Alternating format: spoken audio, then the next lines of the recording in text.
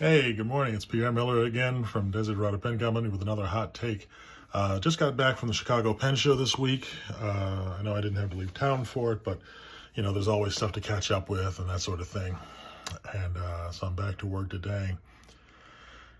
I don't know what made me think of this, but oh yeah, I was having a conversation with another manufacturer at the show, and we were talking about our origins. He just bought a new CNC machine. I don't have any CNC machines that I use, and we were talking about just manual CNC, just kind of the world.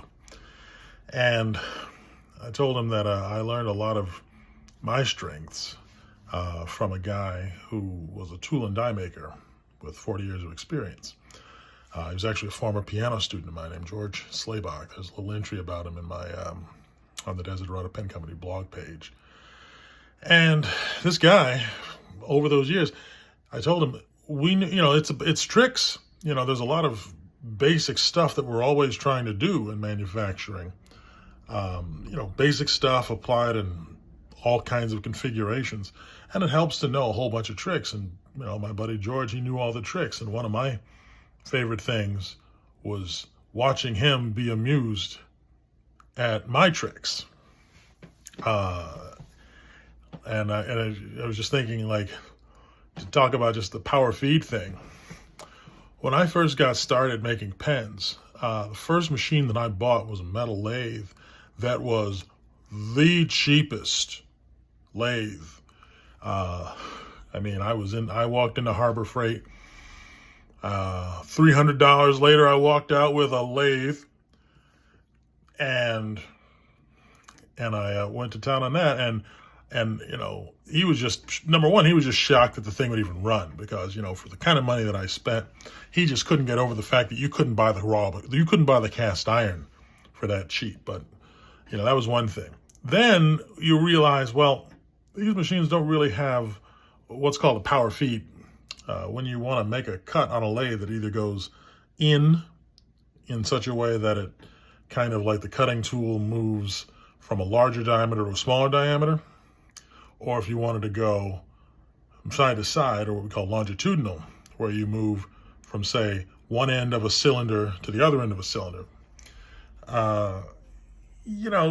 If you want the cut to be a nice quality, you want to be able to control that.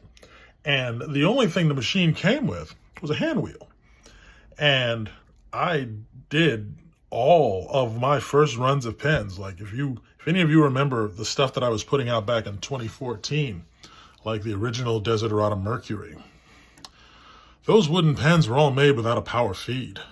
I just tried to get really good at turning little hand wheel. And, so I eventually worked out some methods of cutting smoothly by hand. But then you find out, for example, that's exhausting. That is laborious and tiring. And you say, well, all right, so we got this nice smooth feed. It's not under power, but we have a feed. Is there any way to make this, is there any way to reduce the amount of operator engagement? Because it was, I made a fair number of wooden pens back then. These are all the wooden, the wooden Mercuries, like the red and white stripe one you might see on my Facebook page. Is there any way? And what I needed was a stop. And I worked out some little auto mechanical little wizardry to make the lathe stop at a particular location each time. And, it was just cobbled together. It was the sloppiest of work, but it worked. And I'll never forget, George came over to my shop that one night. It was like, he would work a full-time day job at his own machine shop. And then he would come over with little bits of scrap metal for me to practice on. And he would come over and he would put this thing in, and he would make cuts. And I just remember the look of just amusement on his face when he'd turn the thing on and he'd make a cut and it would stop. And I bought this little digital readout. Is cheap, but it was pretty good. And we just watched the readout, and it would repeat to within less than a thousandth of an inch each time. And he would just keep rewinding it, resetting it, turning it on, watching it go, and just be so pleased.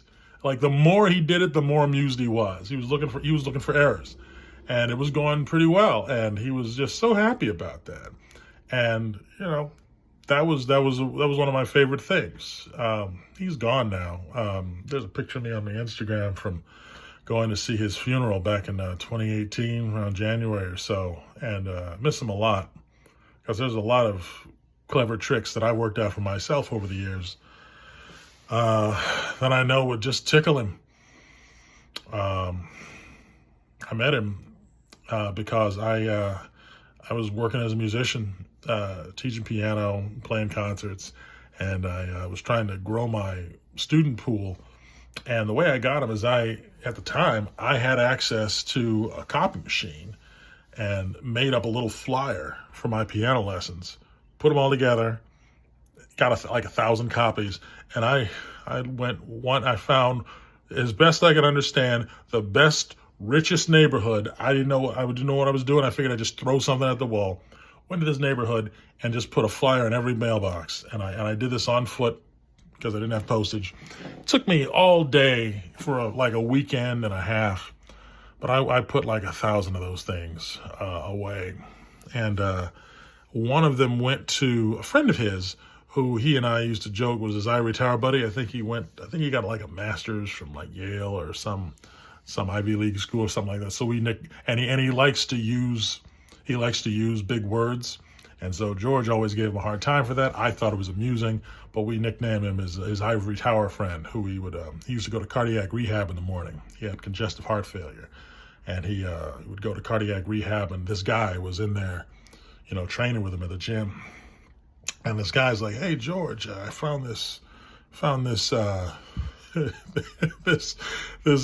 flyer. Hey, you want to have a look at this?" And it was talking about me.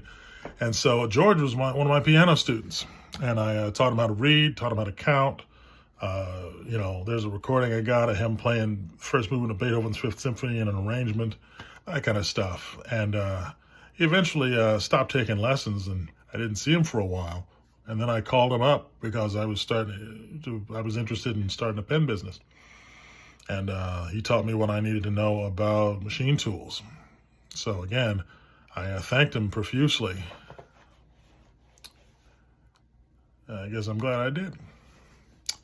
This has been a Desiderata Hot Take. Thanks for your time. Goodbye.